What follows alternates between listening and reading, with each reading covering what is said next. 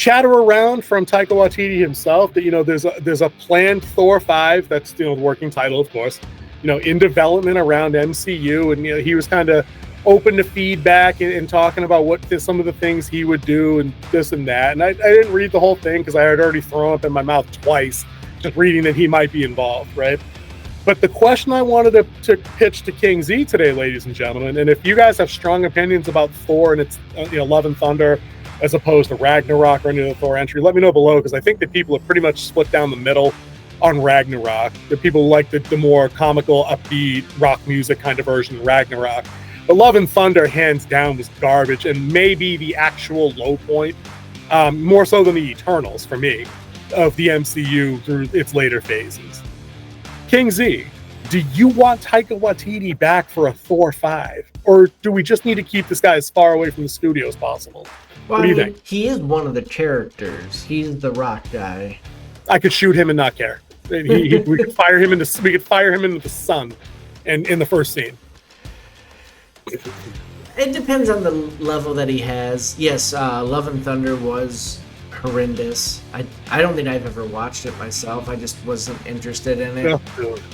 You didn't miss anything, guy. You didn't miss anything. Trust me. I did like Ragnarok a lot because I thought it had fun, but it also had some very serious moments that was done quite well. I liked the bad guy. Power up. Yeah.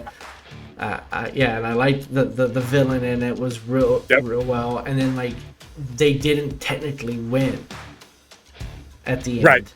Right. It wasn't a victory because they lost their home. So it was. Yeah, they got to claim moral victory. Asgard's a people thing, that whole bit, which was nice. It was poignant and solemn, like you said. It was serious. But there was a lot of fun parts. Jeff Goldblum in there. The whole fighting. Was it Thor? Hulk and Thor fighting. Yep. There's some good comedy built in. I know that guy. Yeah. And he gets the shit slapped out of him real quick, but it was all in good fun in that scene because he comes out on top. He's victorious because he is the hero. He gets that scene at the end with Anthony Hopkins. That was a badass scene too. Are you the god of hammers? And he goes, yeah. And then Thor's like, I'm not as strong as you. And Odin does the slow walk away, look back over the shoulder. No, you're stronger. And I'm like, dude, that's dad's son moment. That's Spider-Verse moment between Miles and his dad when he finally figured out how to Venom strike and break out. I like that stuff in all my comic movies. Completely absent in Love and Thunder, man. Completely gone. If on a timeline there's 0 to that moment here, it went the other way. It dipped into negative x-axis over there. It was awful. Dude, I think Taika Waititi is a creative guy.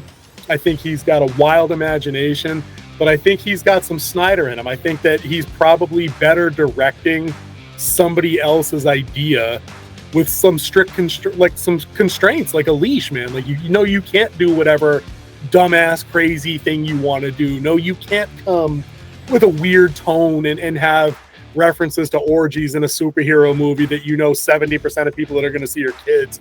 No, you can't do that.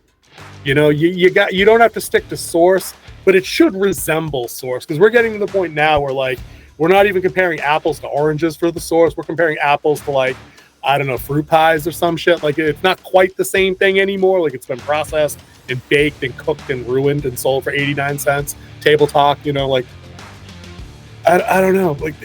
Would you even be, if you didn't see Love and Thunder, what would the odds be that you would pick this up as a sequel?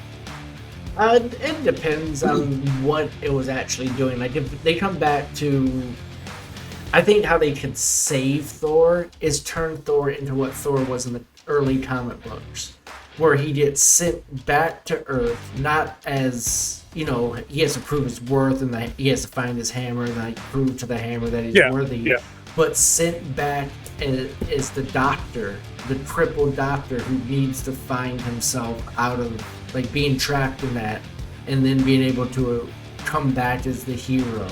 I think that would be a good one, because he went through a lot of soul searching.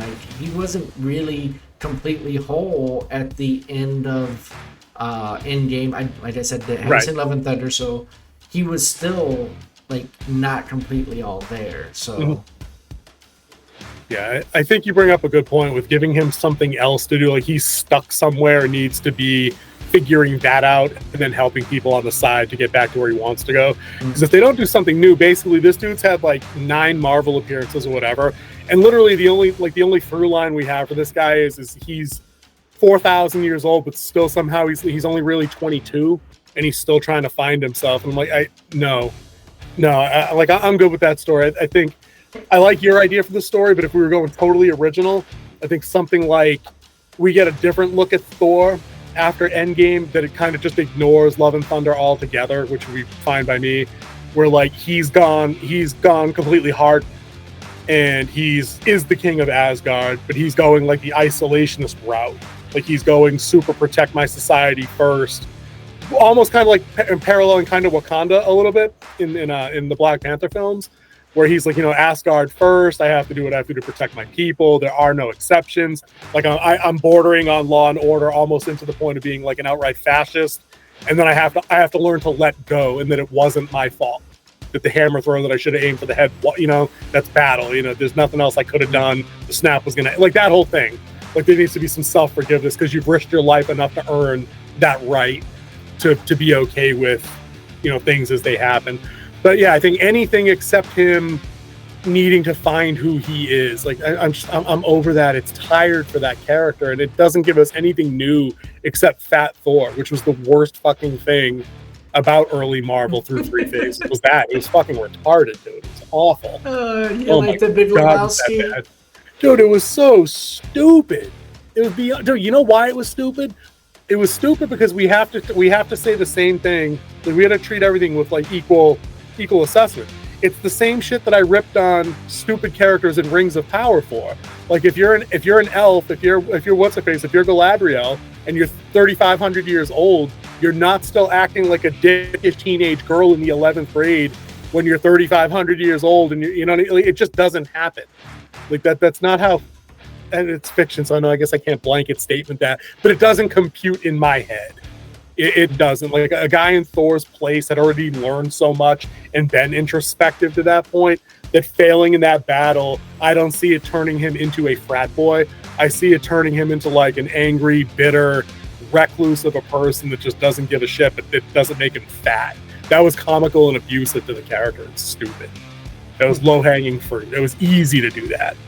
I guess that made it easy for Taika to do his dumbass thing after the fact, which was make him unfat but still a jackass in his own movie.